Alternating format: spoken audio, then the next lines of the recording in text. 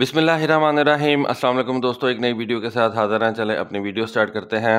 1990 के बाद ईरान की एयरफोर्स को कोई पहला जहाज रिसीव हुआ है और ये YAG-130 फाइटर ट्रेनर रशिया की तरफ से प्रोवाइड किया गया। इस जहाज का पहला बैच 1 सितंबर को ईरान के हवाले किया गया था। पहले बैच के अंदर सिर्फ 2 जहाज थे जो सेंट्रल ईरान में इस्फहान बेस के ऊपर देखे गए। उनकी एक फुटेज बनाई गई और उसको दुनिया के सामने रिलीज किया गया। ये बेसिकली ईरान की तरफ से एक मैसेज था अपने एडवर्सरीज के लिए। ऑल्दो ये एक इंतहाई छोटा सा जहाज़ है, लेकिन मैं आपको ये बात बता सकता हूँ कि ये ईरान की एयरफोर्स के अंदर इस वक्त ऑपरेशनल जितने भी जहाज़ हैं उनसे ज़्यादा एडवांस है।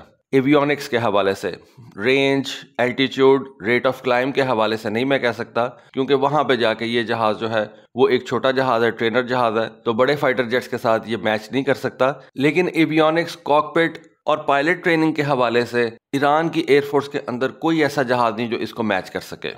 और ईरान की एयरफोर्स के मॉडर्नाइजेशन प्रोग्राम की तरफ ये पहला एक बेबी स्टेप है। बहुत देर से हम सुनते चले आ रहे हैं कि ईरान और रशिया के दरमियान एक मुआहदा हो गया हुआ है जिसके तहत 60 रशियन Su-35 जहाज़ ईरान के हवाले किए जाएंगे।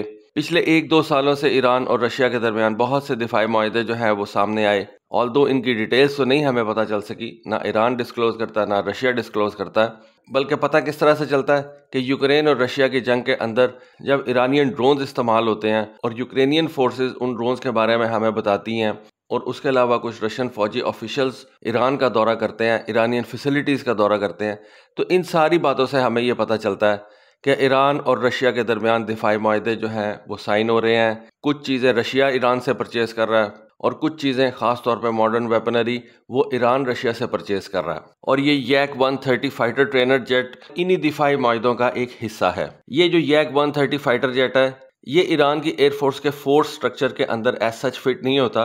मतलब आप ये नहीं कह सकते कि ये ईरान की एयरफोर्स को कोई रेवोल्यूशनाइज कर देगा, ये कोई इतना ज़बरदस्त किस्म का वेपन है, ऐसा कुछ नहीं है। ये जहाज़ ईरान की एयरफोर्स अपने पायलट्स को 4+ जनरेशन के जहाज़ों के ऊपर कन्वर्ट करने के लिए इस्तेमाल कर लेगी।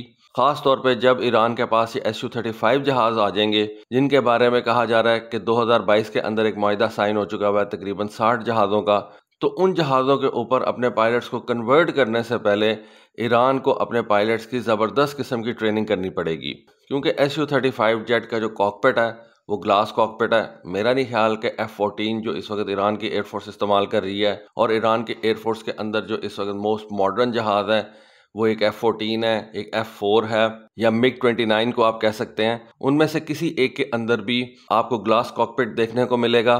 तो Su-35 एक पहला जहाज़ होगा जिसको फ्लाई करने और इस्तेमाल करने के लिए ईरानियन पायलट्स को एक बेहतर फाइटर ट्रेनर के ऊपर ट्रेनिंग लेना पड़ेगी और ये काम YAG-130 जहाज़ करेगा।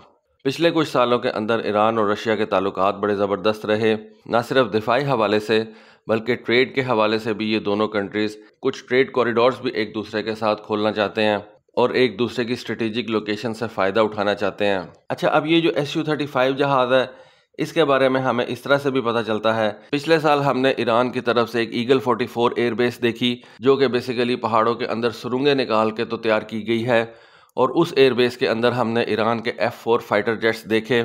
आने वाले दिनों में समझा ये जाता है कि जब Su-35 जहाज़ ईरान को डिलीवर किया जाएगा तो इस Su-35 जहाज़ की अपनी सेफ्टी के लिए इसको इस ईगल 44 इंतहाई फोर्टिफाइड बेस के अंदर रखा जाएगा, पहाड़ों के नीचे रखा जाएगा, ताकि कोई भी कंट्री एरियल बमबारी करके इन Su-35 जहाज़ों को ज़मीन पर ही तबाह ना कर दे। इस YAG-130 जहाज़ से पहले ईरान की एयरफोर्स ने 1990 में रशिया से आखिरी दफ़ा MiG-29 जहाज़ लिए थे और Su-24M जहाज़ लिए थे।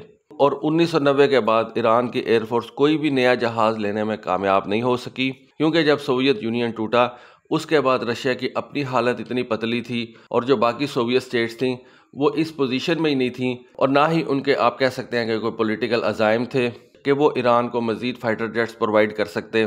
रशिया इकोनॉमिकली बहुत ज़्यादा जो है वो नीचे जा चुका था और वेस्टर्न प्रेशर्स की वजह से भी उसने ईरान को नए फाइटर जेट्स की फराहमी रोक दी।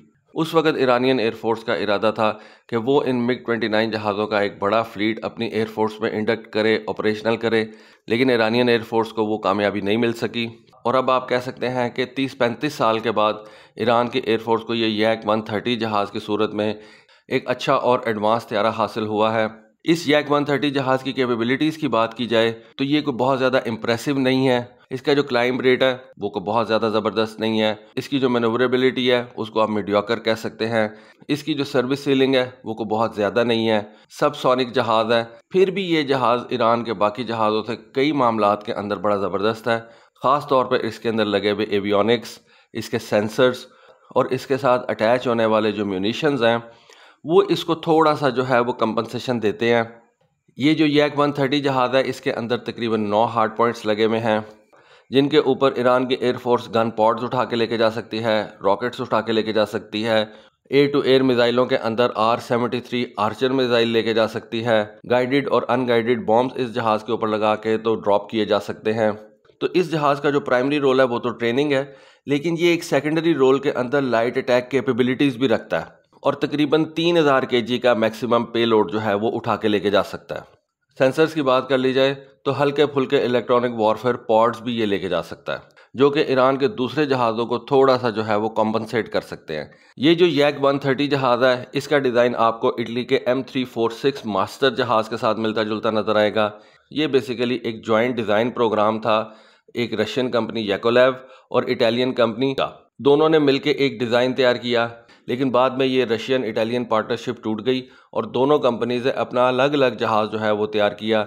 रशियन कंपनी याकोलेव ने यैक 130 के डेजिग्नेशन से इस जहाज़ को इंट्रोड्यूस करवाया और इटालियन कंपनी लियोनार्डो ने M346 मास्टर के नाम से अपना जहाज़ इंट्रोड्यूस करवाया। इस वजह से अगर आप देखें तो दोनों जहाज़ों के जो डिज़ाइंस हैं वो इंतहाई सिमिलर हैं। इस वक्त ईरान की एयरफोर्स के पास एक F5 जहाज़ का डेरिवेटिव है जिसको उन्होंने नाम दिया हुआ है कौसर का। कौसर जहाज़ को ईरान खुद अपने मुल्क के अंदर तैयार करता है। ये भी एक बेसिकली फाइटर ट्रेनर है, लेकिन इतना ज़्यादा एडवांस नहीं है कि वो ईरान के पायलट्स को Su-35 जहाज़ों के लिए ट्रेन कर सके।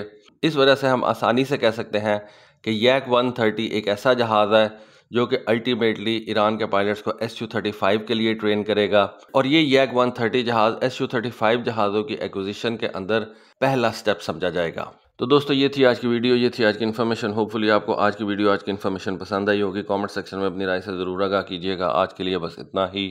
Thank you. अल्लाह हाफिज़।